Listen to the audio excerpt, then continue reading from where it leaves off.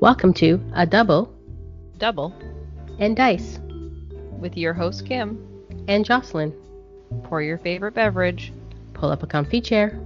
because we are ready to roll.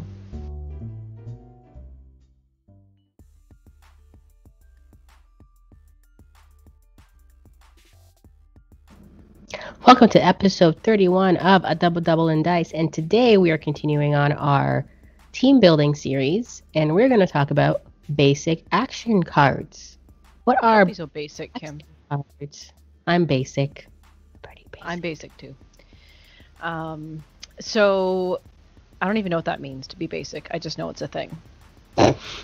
That's probably why I am it, so I assume that I am. Anyway, so what were you saying? Basic action cards? What are they in the Dice Masters world? What are basic action cards in the Dice Masters world? Well, if you go back to our first episode in this series where we talked very briefly about what it is you need to make a team legal, one of the things you need to make a team legal in Dice Masters is 2 basic action cards, and those are cards that have the subtitle Basic Action Card. They are available in typically sets in Modern that came with campaign boxes. Mm-hmm. There are some in the draft packs as well. They include them in the draft packs now. And they are cards that both you and your opponent can purchase. So they're sort of communal cards. Oh, communal. Right? We're going to commune. Yes, they're sharesies. You share them. We're going to commune with the cards. And just chill out. No? Okay. So yeah, they're shared. Yes. And So both players can purchase any of the basic actions that are on the table. Yeah, the ones Did you we mention brought, there's the 2? ones that your opponent brought. I think so. There's 2 We'll per do it again. team, How right? many are Yep. there, Kim? There's 2 per team. 2 per team. What if I only wanted to put 1 on my team? Good question. Can you? Or I think No. you have to have 2, right? You have to have 2. Yeah. That is a good question, though. Each one has 3 dice on it. That's correct.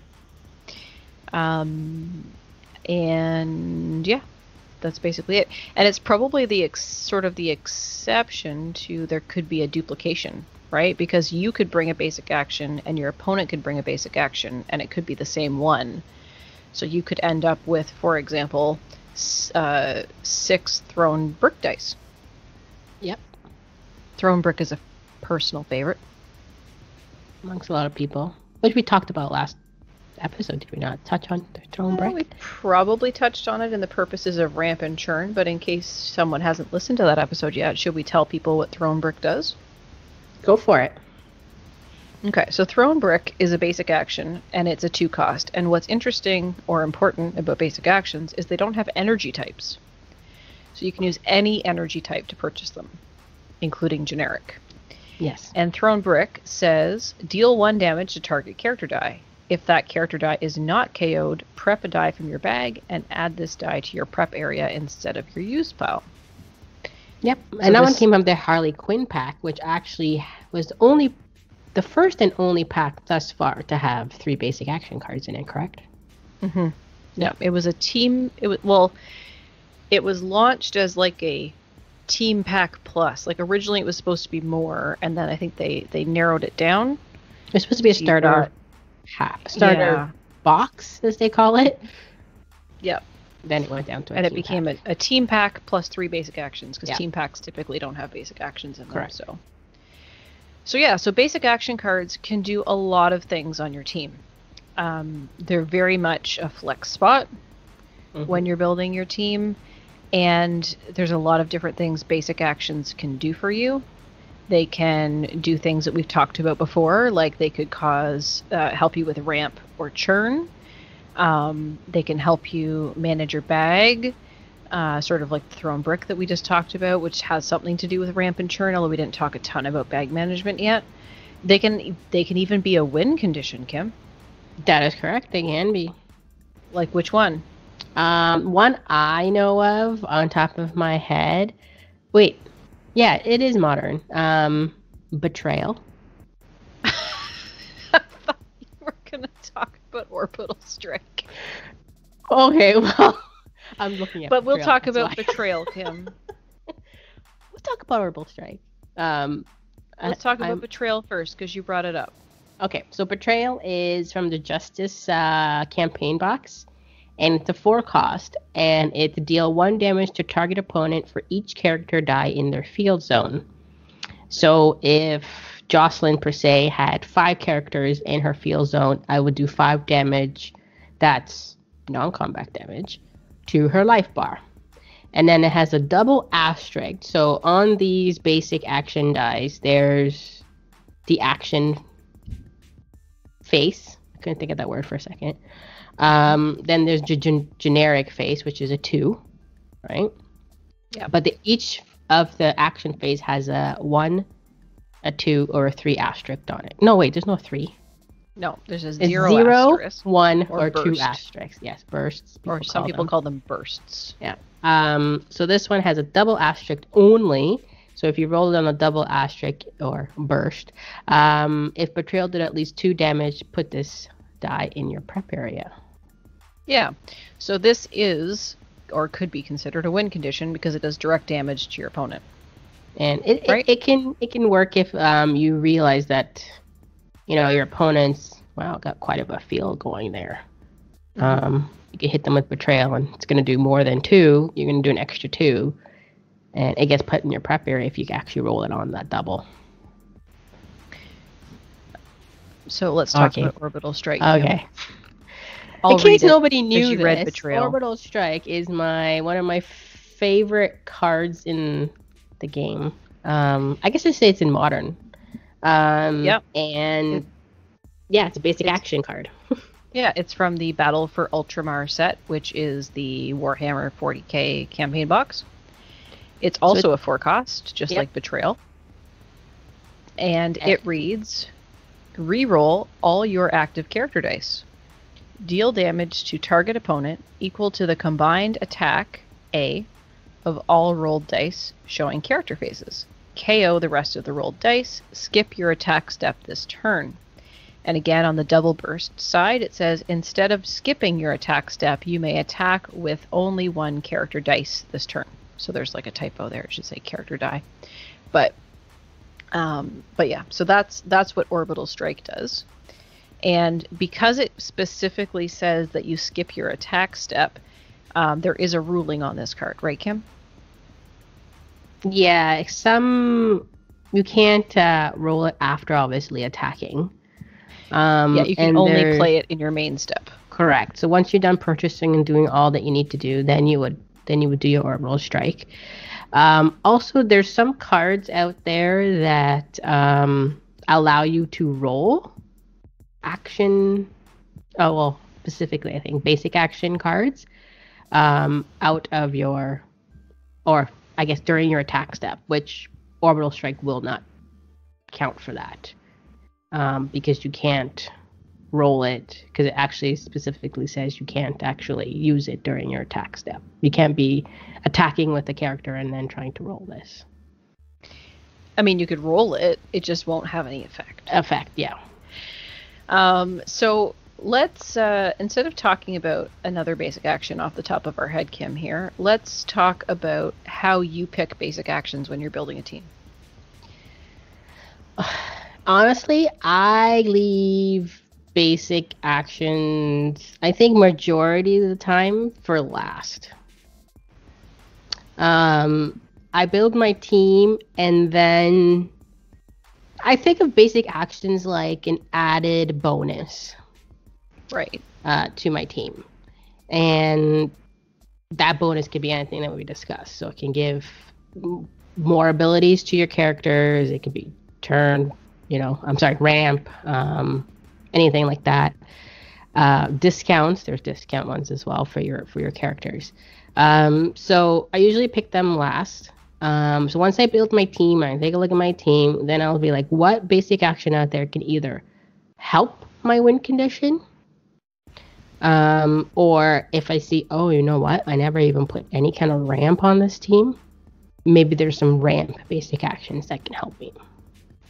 So, for an example, if I was building an Overcrush team, or if I was building a beefy team, I guess if you want to call it that, there's cards that can give character overcrush and give them additional attack values. So one that's staring me right in the face right now, anger issues. So it's a 4 cost, and that actually gives your character plus 3A and gains overcrush. So if you're looking maybe to give a character that's pretty high A, and you want to give it overcrush, and there's no other cards in your team that can do that, that's a basic action you might want to do if that's what you're trying to do for your win condition. If you're trying to buff up your characters because maybe they already have overcrush and you just want to give them some more attack value, there's some basic actions that actually do that as well. So that's how I build my team usually, just to see what I may have missed in my T-Core 8 that I needed to become my basic actions. Yeah, there's a lot of things that basic actions can do. I am often very similar, Kim, whereas I will use the basic action as almost an afterthought to my team building, unless I'm building an orbital strike team, and then I start with orbital strike. That makes sense. I mean, have you ever built a orbital strike team before? No. But you have, and I'm sure that you started. But that would be it, right? So if in the case I'm like, you know what, I'm going to build a orbital strike team for this event, this whatever I'm taking part in.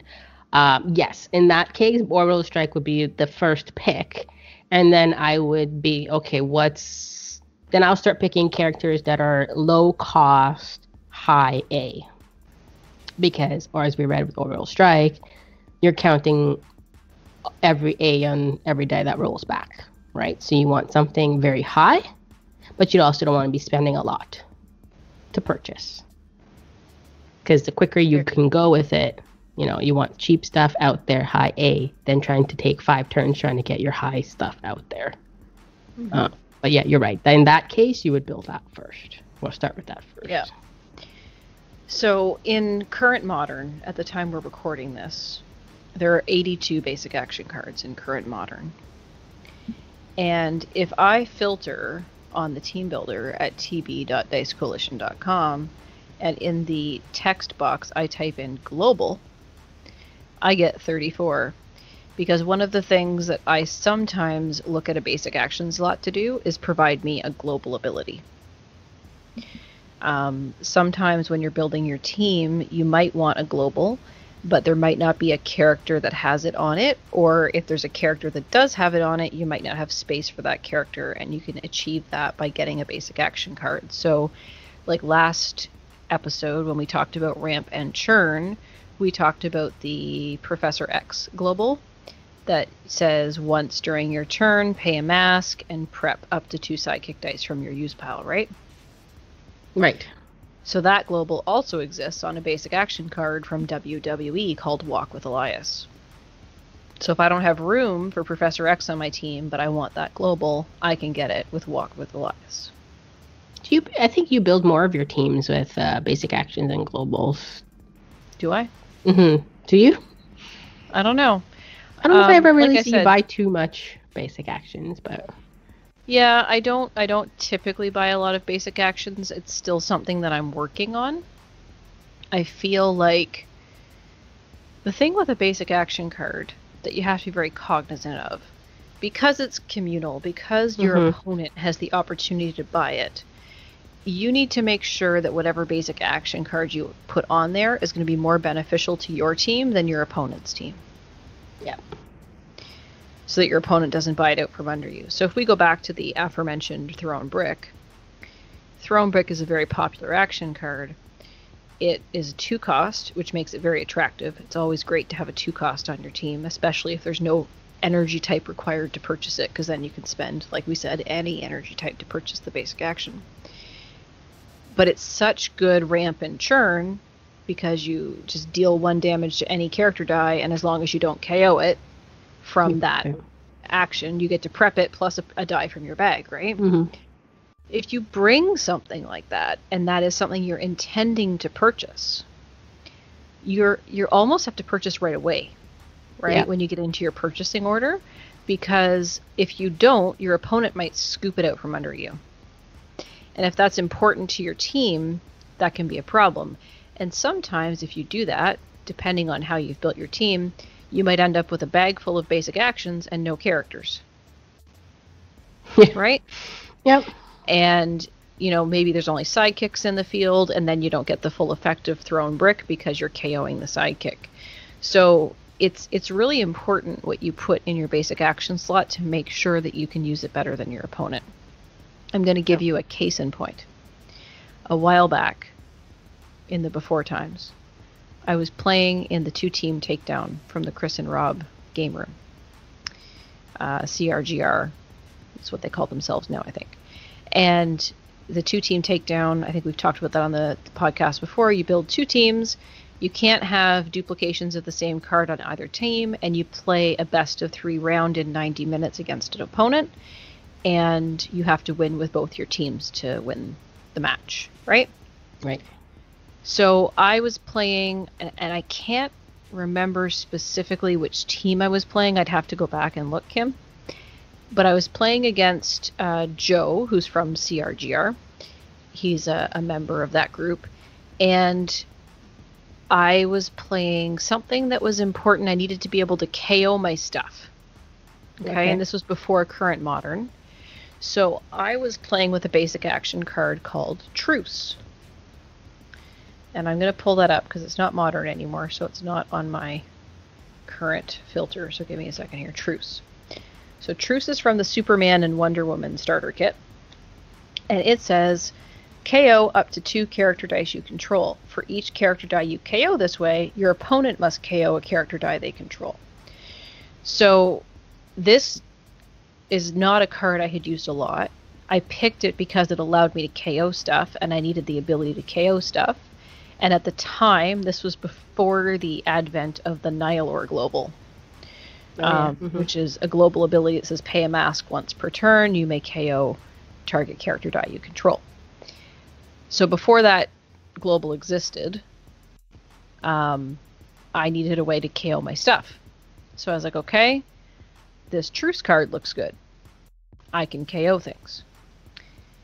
Unfortunately, when I was playing Joe, he also needed to KO things. And he wasn't sure how he was going to do it. So he ended up buying my Truce and using the Truce to great effect, to the point where I lost the game. Because he knew how to use it better than I did. Yeah. So that's an important part of building your team. So you want to build something that you hope will be better for you than your opponent, so your opponent doesn't buy it out from under you. Yeah, I've seen myself building a team, and I'm like, hold on. Do I really want to put this 2 costs? Because my opponent might buy it on me. Or if I have this 4 cost on my team, and I have a way to make it cheaper, but they don't, they're probably not going to reach for it. Mm-hmm.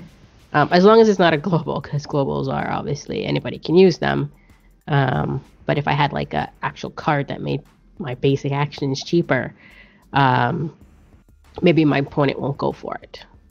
Or an effect that happens when the basic action dies. So isn't there something that, like, when you field or when you attack, you get to roll a basic action? Gadgeteer is when you attack. You can roll a basic action, I think. Yeah. Boomerang, I think you can do. You could. Boomerang is boomerang is a keyword, and boomerang says when you use an action die, roll it, and if it rolls an action face, you may prep it for your next turn. Ah, okay. But there's a couple of things, like I think you're thinking of Gadgeteer. So Gadgeteer is a keyword that came out in one of the DC sets, I think. I think so. And it says when you attack, you can roll a continuous action die, which is a subset of a action die. It could be a basic action die or an individual, it's mine only and I'm not sharing action die, part of your 8. But it has to have the continuous keyword, which means that you can field it. Yeah, I think there's one card that comes to my mind always, because I always find this fun card to play with, is Shazam. Yeah. It's from the Mystics. Yeah, from the Mystics team pack. Power of Zeus. So he has attune on there as a keyword, but he also has when fielded, you may roll 2 unpurchased basic action dice. If they both roll on action faces, place both of them in your prep area. Otherwise, return them to the card. So it's always a fun thing to kind of roll those. Because either you're going to hit it, and you got 2 basic actions that could probably deal damage to your opponent. Betrayal. Which I think I use Shazam with. And then to get prepped. So that's pretty cool. Yeah, but he's a when fielded, so you need a way to obviously, and this goes to your team building. If you're going to put him on your team and he's going to be one thing that you're going to go for, you need to KO him because he's very beefy. And very expensive. Isn't he a 7 Yeah, cost? he's a 6 cost, but he's like a 5/5, 6/5, 7/7. So he's going to get stuck in the field if nothing on your opponent's side is going to KO him, right? So as Jocelyn mentioned, a Niler might be helpful here. Yeah. Because he's a when fielded, so you always want to when field him and try rolling those dice. So. Yeah. So, I mean, sometimes I find it challenging as we're doing these episodes, Kim, because so many things are intertwined. Yeah. Right? But I think if we tried to talk about everything all at once, it would get very overwhelming, especially for a newer player. Like, I think sometimes even when I listen back to our episodes, I think, oh, did we spend enough time explaining that? If someone's new, are they going to understand? Because I think that's the beauty of this game is the very basics of it are attack and defend, right? Mm-hmm. But the strategy that comes out of it, as you start to see the beauty of the different effects and how they intertwine, right? That's where the game really shines. And I think the more you play it, the more you see those opportunities. Yep. I actually just noticed there's a big... Yeah, they all go hand in hand. Yeah. I didn't actually realize there's a basic action that has Energize on it. I never noticed that. That's new. It's from Infinity Gauntlet. Besmirch, right? Yes. So I guess Energize for that would be rolling on its... Energy phase. Energy phase, yeah, which is 2/2/2. So it's a 50-50 shot that will happen. So what does Besmirch do, Kim? So it's a 4 cost from Infinity Gauntlet, as Jocelyn said. Its target opposing character die loses its ability text until end of turn, not including global ability. So pretty much you could blank a card, but if they have a global on it, it doesn't blank that part. And then its Energize effect, which is if you roll it on the energy face, deal target character 1 damage. Cool. I've actually never played that card. Seems kind of expensive for... Well, I guess because you're blanking something? I don't know. Well, I mean, I think that's the other thing with basic actions. I find a lot of them are very expensive. Yeah. Right? A 4 cost is a big investment. Right? So if we look at Modern, and of those 82 cards, if we look at just the ones that have a cost of 0 to 2, there's only 24 of those 82 cards. Right? There's only a quarter of them. If you start looking at 3 costs, you've got 26. And then once you get into 4, there's 29. And then we end with the 5 costs, and there's 3 of those. Yeah. So yeah. So anyway, basic actions can do a lot of stuff, and they can support your win condition, like you said, Kim. They can help with your ramp and churn. They have globals on them that can help you with your team. They can also be part of controlling or removing your opponent's dice, which we haven't talked about yet. No, we will. We will. We will in this team building series, which I have said to Kim I want to try and stretch out for the entire year, and she laughed. Yep. I'm like, that's impossible. And I said, challenge accepted. No, I didn't. I said we'll see what happens. We're going to talk about it as long as it makes sense to talk about it, and as long as you guys are enjoying it. So yeah, so that's basic actions. They do different things. They have different costs, and I think the advantage really is choosing the right one for your team. There are things that help with affiliations. If you decide to build a team around an affiliation, villains or X-Men or monsters or whatever. There's all kinds of different things that basic actions would do. So I would encourage you to, take a look at the basic action cards in the team builder and pick one out that you haven't played with before, and see what you can do with it. Right? There's one that I like a lot that I haven't played with much lately, but I want to play with it more. No, not Doomlance? No, I like Doomlance. Doomlance is great. I love Doomlance. We'll talk about that in a minute. But it's Way Out West. And Way Out West is from the X-Men Forever campaign box. Mm-hmm. And it's a 2-cost. I like the 2-cost. It says, put target character die from your opponent's prep area into their use pile. That I find tough. Because, one, your Way Out West has to come at the right time. Now, there are ways you can put it in your prep area, Supreme Intelligence, at the right time. But what are the chances that it's going to come when your opponent has something juicy in their prep area? Well, that depends on what type of team they're playing. So I think if you think about globals, which we talked a little bit about last episode, again, mostly in the context of ramp and churn, and we'll probably do a separate episode on globals. There's a really popular global right now, Kim, on a red-headed Irish lady. Which is not a great card for Orbital Strike, by the way. Becky Lynch. All 3 of her versions have the global on it. Yep. It says pay a shield. The first die you purchase this turn is placed in your prep area instead of your use pile. Right? Right. So put her on your team, and then your opponents are guaranteed to use that global. They're likely going to use it, and then you're going to be able to use your Way Out West to remove their stuff. Yeah. So that's and we'll get into the strategy of building a team that you can get your opponents to do things. Mm-hmm. By placing certain cards on your team. Yeah, and sometimes by bringing certain things to the team, you're encouraging your opponent to do it, just so that you can have your evil, nefarious plan. Yep. So should we talk about Doomlance then, Kim? Yes. Yeah. Okay. So Doomlance is a basic action card from the Justice campaign box, same as Betrayal. And it's a 4-cost as well. And it says, choose one of your active character dice. Only that character die may attack this turn. So similar to Orbital Strike, this card has been identified as only being able to be played in your main step. Right. All opposing character dice must block this turn if able.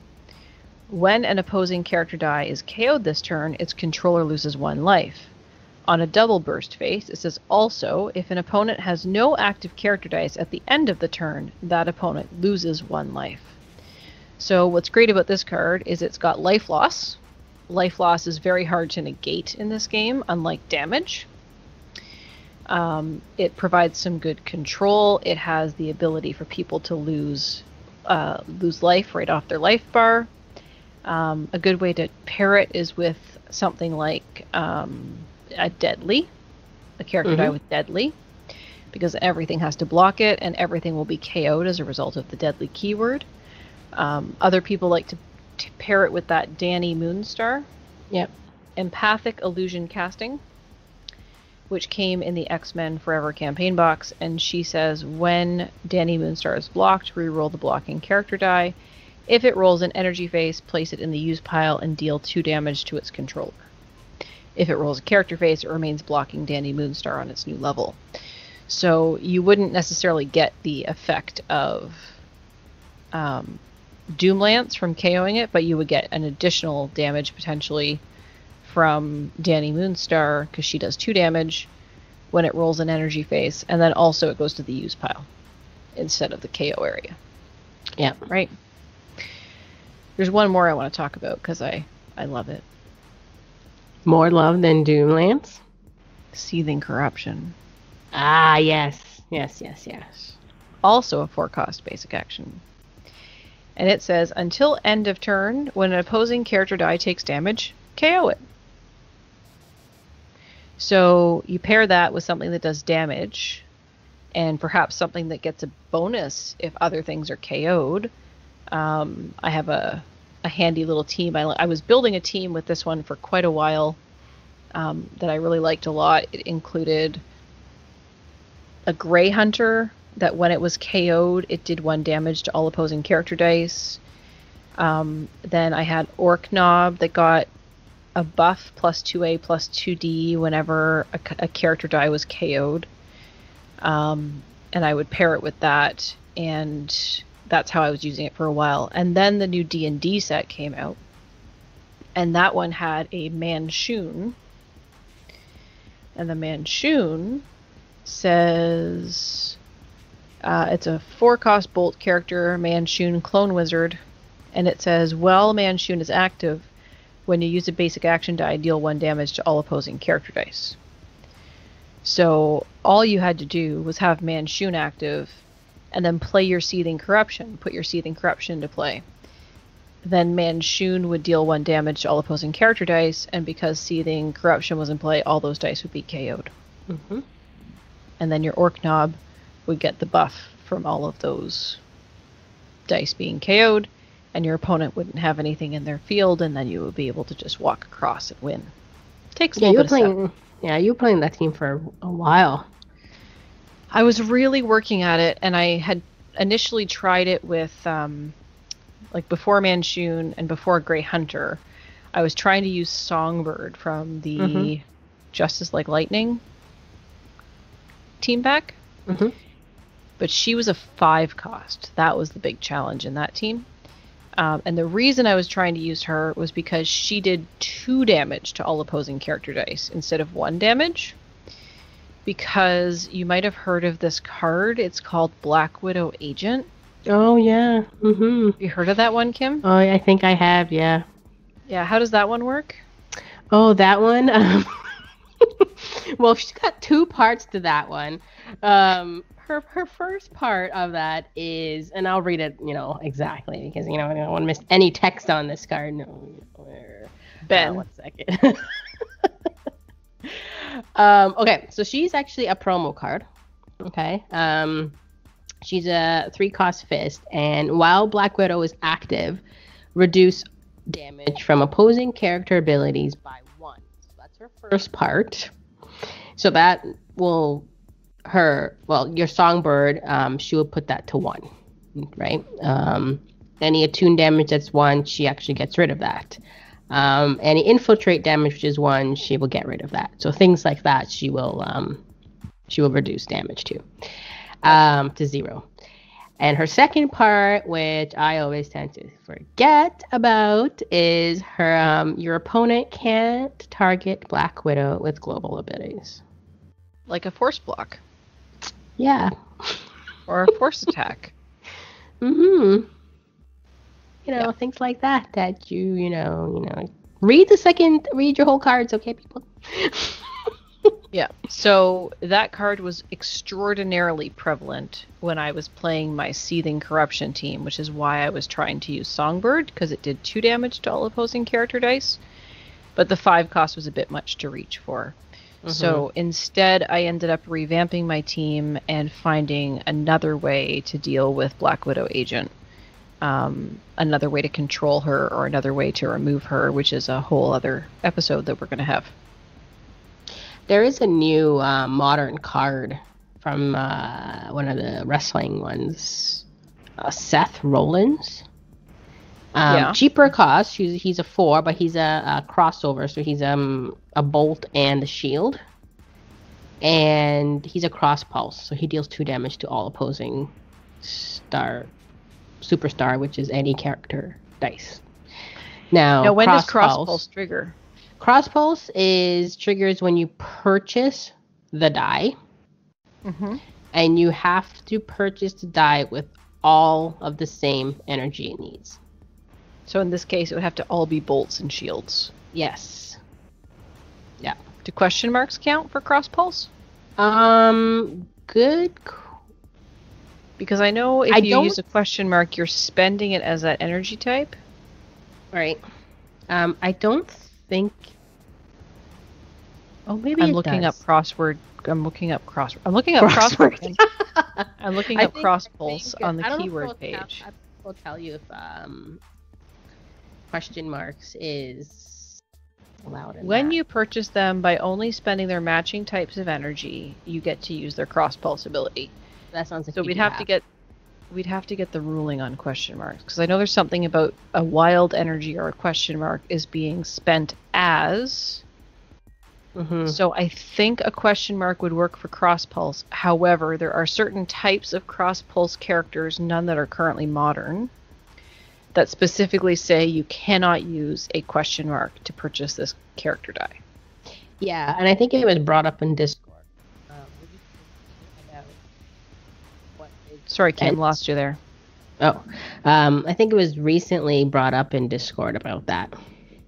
Like what's considered spent, and what you can use a question mark for. I think James had brought it up, and I had to reference it at one point. So I think if something is the general understanding that I have when it comes to that is if something is looking for a specific energy type. So if it says, for example, mask, you need to count the number of masks in your reserve pool. You can't use a question mark for that. But if you spend a question mark as though it were a certain energy type, then I think that counts. So I think a question mark would count for a cross pulse. But you let us know, listeners, what you think below, and if we're reading that wrong. Yeah. Hopefully I would have found it a little bit fast while you were saying that, but I actually can't. I think it was a few months ago, but there was a bit of a ruling on that. But the good news is that's a good call out, Kim, because I think that I might revisit my seething team with my orc knob and put Seth Rollins on there, because all I have to do is purchase the die. Yep. And so if you know you're going to get enough to win, you just do it when you're ready. Yep. Yeah, put the Seething Corruption in play, purchase the Seth Rollins die, KO all of your opponent's stuff, and then walk across the field for a whole bunch of damage. Yep. I think Nick got me with that one in one of our games. Yeah, that doesn't surprise me. And I was like, I think it cleared up my whole field too, because I don't think I had beefy characters. Yeah. Okay, do we have anything else to say about basic actions, Kim? No. But if anybody can remember what that ruling was, it'd be good to know, because I can't find it right now. With question marks and when you can actually use them and not. When they count as the energy type you're spending them as, and when they don't. Yeah. Because I think it was Wong, the new Wong from Infinity Gauntlet, was one of those. So I think it says spend, so it's like, can you use a question mark or not? There's one that says when you spend a mask energy to field it, it does something, but then there's another one that counts mask energy, and that's when I think it doesn't count. But anyway, that's a whole other episode. Yeah. Text reading? Card text reading? The interpretation of the WizKids English language. Yep. So let us know what you think. Do you have a favorite basic action? Kim's favorite basic action is Orbital Strike. One of them. Do you have a favorite basic action? Do you build your teams with basic actions first, or do you add them on as an afterthought, or are they somewhere in the middle? How does that work for you? We'd love to hear about that, so make sure you let us know. Yeah. And we'll go over all the places you can let us know at the end of the episode. And then, do we have a heavy-ish mailbag today? I'd say moderate. Okay. We heard from a few folks. Yeah. So, as per usual, we heard from folks in a couple of different places. So the first feedback that we got from our last episode came from Dice Station Zebra, otherwise known as Rob, on YouTube. Yeah. So he was commenting on our last episode about ramp and churn, and he said, "Hello, Kim and Jocelyn. Your discussion about the Iron Lad global ability and it being a reactive global helped broaden my understanding of that global. So this global will work with any source you control. Maybe this is an old news to everybody else, but I realize this is like a tune or character abilities like Iceman right on schedule. Initially, my brain was only thinking combat damage to a die or opponent, and you can pay a bolt in the global window to benefit from the effect. So I'm thinking that the basic action card Ping is also a source you control, so it should work that then as well. What is your opinion? Let's add Throne Brick and Shocking Grasp to the list too. So I'm going to pull up Ping.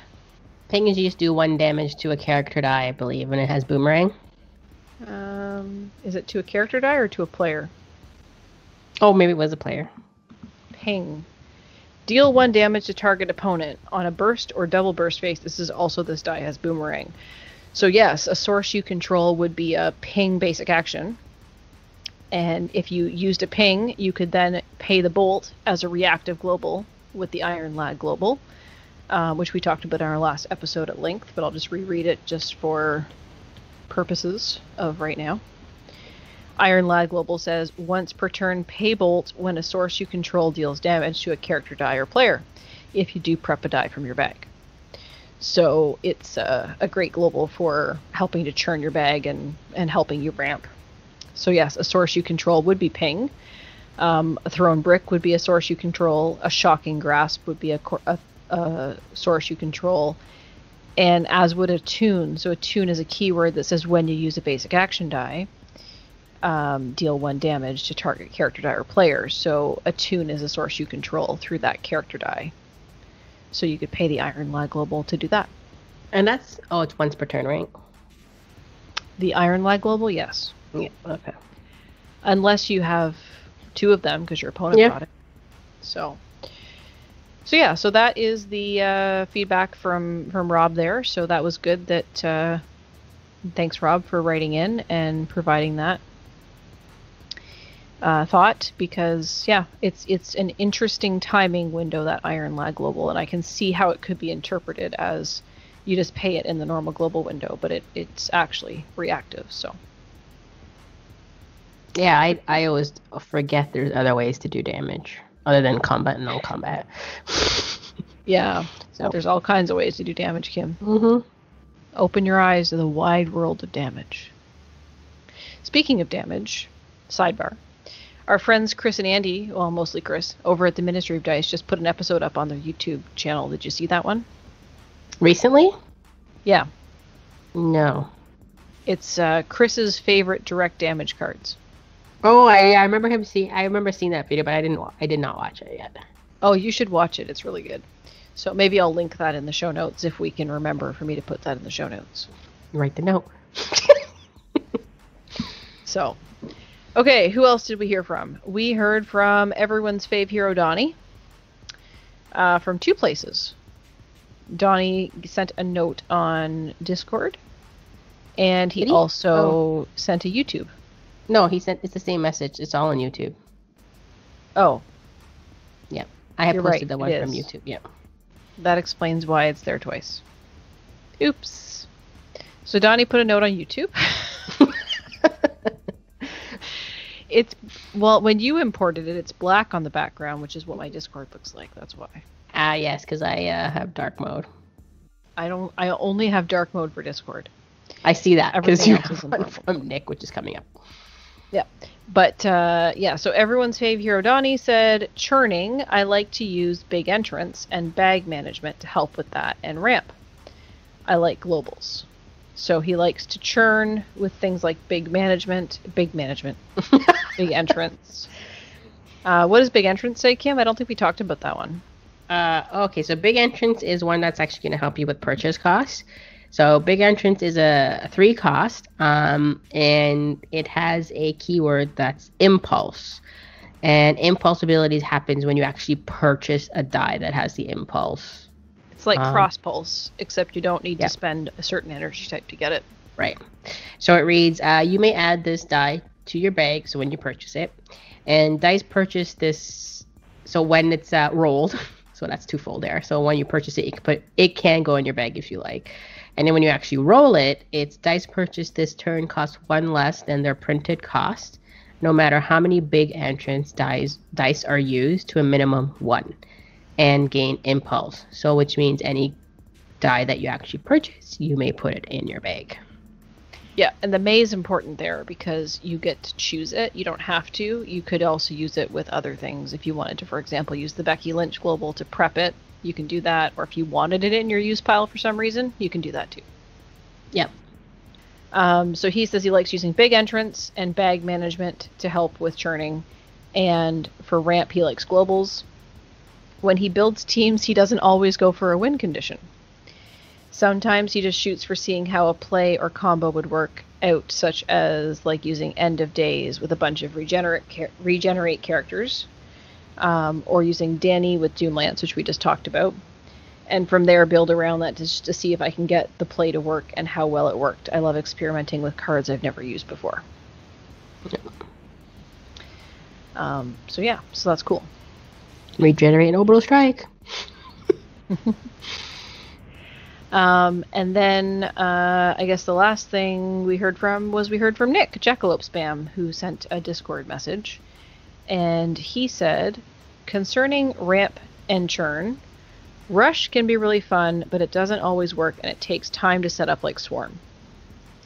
My best rush teams have always used Yawning Portal, Comfortable Inn, and a Rush Bolt character. You can set up the rush with Yawning Portal, putting them straight into the bag, and it's a bit die. I think that's a typo. It's I have to make it bigger to see. Something. No, you made it bigger. Someone needs to. Well, I can't read it. It's so tiny. Well, you don't have to make it that big. You've made it so big now that this Donnie comments on top of it. And now I got to move it. Oh, really? Not for me. Okay. Well, anyway, we're arguing over nothing. So, it's a bit easier, I think is what it's supposed to say. A bit easier to trigger the rush at least once. For better results, use globals to manipulate the bag. The Groot Global, which is also on a Rush Bolt character, to put dice back in the bag, and also the Hella Global to remove unwanted sidekicks. So, I'll pull up Groot, Kim, if you want to pull up Hella. So Groot says, pay a shield, choose an affiliation of a character die you have fielded this turn, move a character die with that affiliation from your use pile to your bag. So if you have fielded something that will help you trigger your rush, you can put it in the bag when you spend that shield. And Hella Global, which is I find an expensive global, pay 2 generic, so it could be any energy type. Prep a sidekick die from your bag. Yeah, Hella Global to remove sidekicks from your bag. Yep, for bag management. I mean, if you have a lot of energy to waste, you could pretty much take out all your sidekicks from your bag. It's a lot of energy, though. Yeah. I mean, the 2 is expensive to take out 1 die, right? But yeah. Nick also says, as for ramp churn in general, I think it's one of the most important components of a good team, second only to the win condition, he thinks. Sometimes a simple villainous pact is good enough, but generally the better the ramp engine, the more efficient the team will be, meaning more likely to win. It's the cornerstone of those filthy turn 3 win teams in Golden. Ramp hard to get the win. Ramp hard. That sounds funny. Yeah. Hashtag ramp hard. So that was from Nick, and appreciate Nick providing that feedback. I think he's right. Ramp is really important, ramp and churn, because the other thing, I think we talked a little bit about this, is sometimes things get lost in your bag, right? Or they get lost in your use pile and it's a while before they circle back around. Did we talk about that? Or did I just listen to that somewhere? We may have. We might have. I might have also, I have this like recollection of hearing Chris Williams say it on the Ministry of Dice, that he doesn't like unblockable, because then the die gets like stuck in your use pile and then in your bag and you've got to cycle it around. So something like that would be important when it comes to your ramp and churn, to get that die cycled back around. Just buy 2.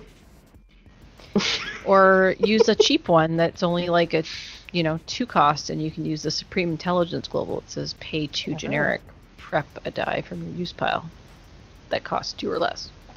So there's ways around it. right? Depending on what you're doing. But yeah, I can see how that can be a challenge sometimes. I think Nick mentioned it. I think we'd maybe talked about it because Nick said something about that. He doesn't like unblockable because it gets stuck. Maybe I'm getting Nick and Chris confused. Or it's too easy. Or they've both said that. Anyway, irregardless, or regardless as the case may be, yeah, ramp and churn's important. So I think the better you get at ramping and churning, the better you get at this game. Yeah, I think I'm still learning churning, to be honest. Could ramp pretty well, but only way I can really empty my bag is when I have all my psychics in the field, so then you're not really pulling it's psychics, a skill. right? Yeah. I have good days and bad days. Mm-hmm. And some days I forget to put any ramp or churn or basic action. Oh, I don't forget basic actions. But sometimes the basic actions are literally the last thing I put on my team, and they really don't do anything for me, so I gotta get better at that. So anyway, so that was our mailbag. Yeah, and we have What an else is event going coming on? up. And it actually works out. We can actually talk about it when the episode drops. It Yay! comes out Saturday. So Dice Social is happening on Saturday, April 24th. A little different date, but usual time, 2 p.m. Eastern. We're going to be celebrating having an Earth Day theme. Earth Day is actually April 22nd. This is a golden age, Jocelyn's favorite. Green, of course.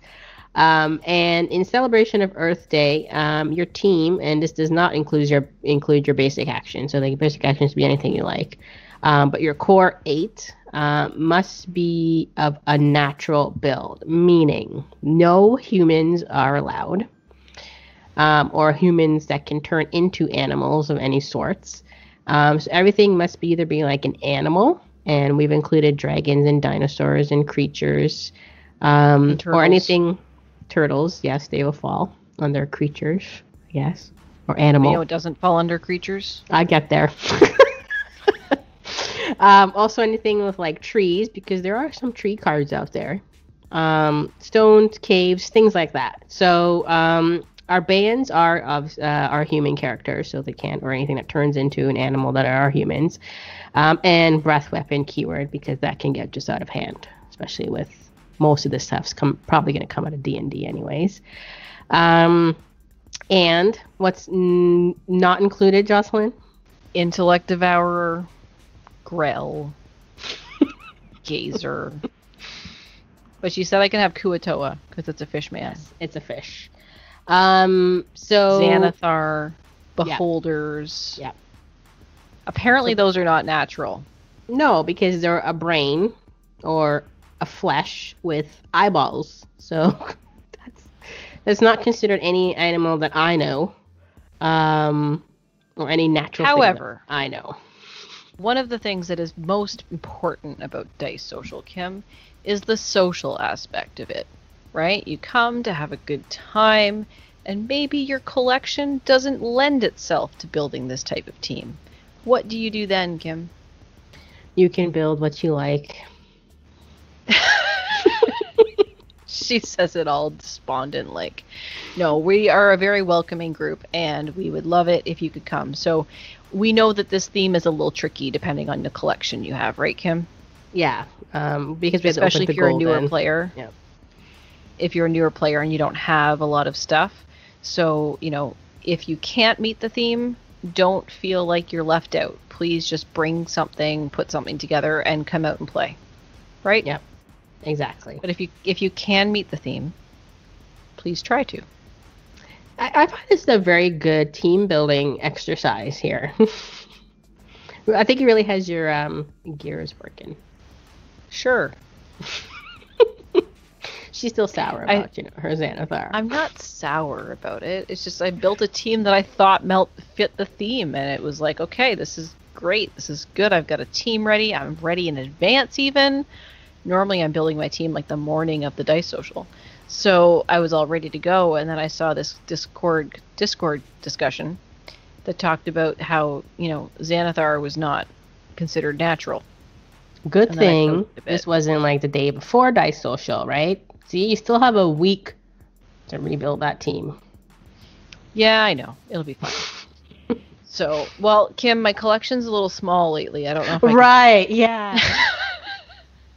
Yeah, I know a lot of you who I know it's in your collections.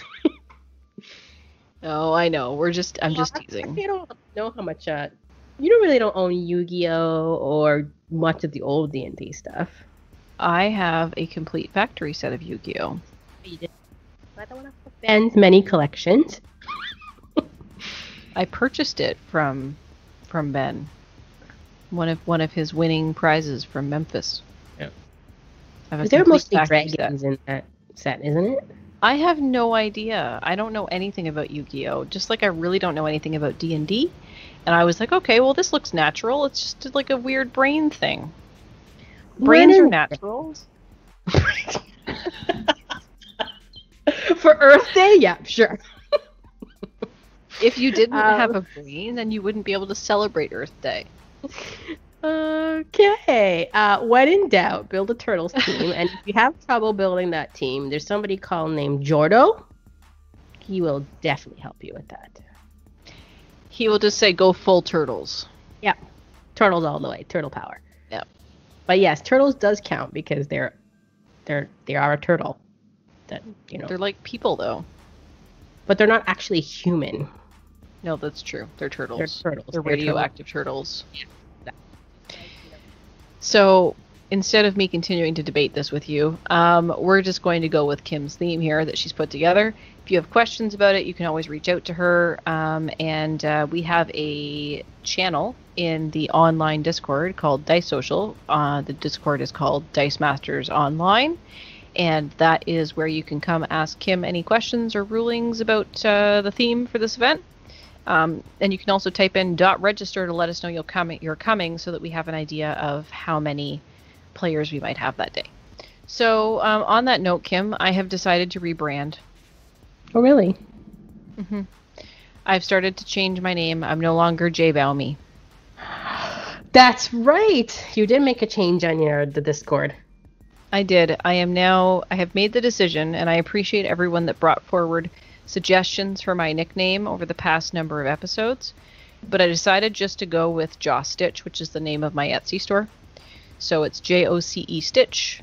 So that is my new name on Discord, and it's my name on Twitch, and it's my name on YouTube. So I have rebranded. I am now Joss Stitch. Yay! And Kim is Super K. Yes. So you can reach us, either of us, on Discord at Joss Stitch or at Super K by DM.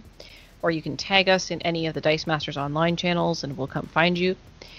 You can find, where else can you find us? You can find us on our website, dm-north.com. And you can send us an email at tripledpodcast@dm-north.com. And you can find us on all of the social medias, including the Twitter and the Instagram and the Facebook and the Twitch at dmNorthTV. And until next time, on a double on dice.